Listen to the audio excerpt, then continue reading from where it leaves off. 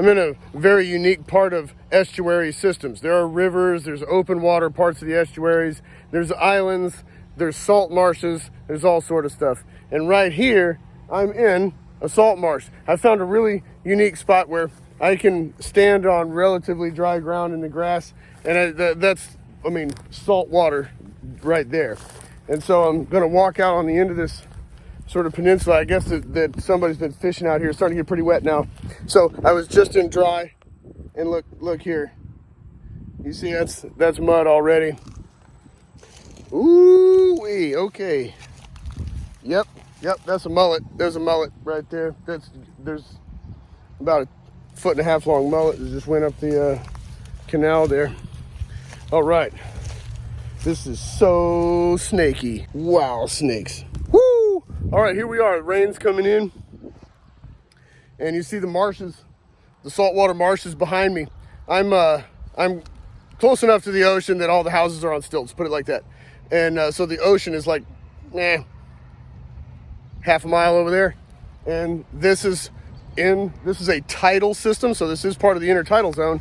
However, this is a salt marsh in an estuary, so handle all that. There's a whole bunch of terminology I just threw at you, and it's all mixed together here. This is intertidal zone, this is estuary, this is freshwater, this is saltwater, this is, we got stratification, we got all sort of stuff going on. This is a watershed, this is a river, believe it or not. This is a river. It doesn't look like it looks like a giant swamp. The land here is so flat because of the delta formation of the soils that everything's real spread out into these wide open salt marshes. And sorry about the rain coming in. I don't know why I'm apologizing for that. It's not like I control it. There's not a ton of birds behind me. The birds have all been quiet because of the rain coming in.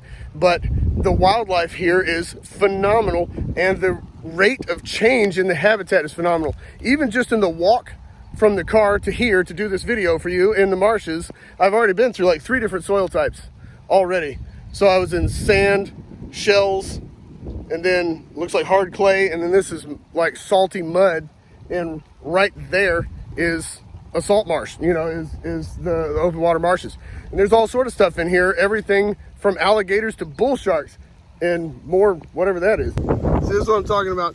The rain's coming in. I don't know if you can see that in the camera, that rain's coming in, but this is going to be standing water very shortly. So it's saturated mud, it's saturated with brackish water. That's brackish mixed salt and fresh right there.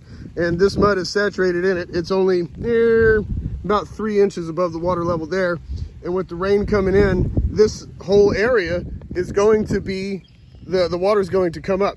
So I am in the salt marsh with you, but only so long as I can stand here with the rain coming in, because this is going to be real marsh and, really, really marshy in just a moment. Whew. All right, so there you have it. my first have a go at a salt marsh. So here's my challenge to you with salt marshes. What are the threats to salt marshes specifically? Is it the same threats that face the entire estuary, or is it a little bit different here?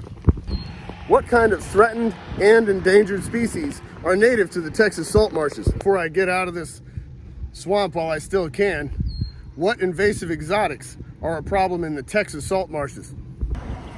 Things can get pretty dicey down in the Texas salt marshes in the rain in a Ford Escape. So I decided to not do that and have tacos instead. The last part of this assignment is pretty simple. It's about hope and it's about jobs. There is hope for these environments, and it's the people that make a difference. The last part of this assignment is I want you to find 3 open job postings for Texas Parks and Wildlife. The people that protect these environments, manage these environments, and keep them for our children and children's children, like Teddy Roosevelt said.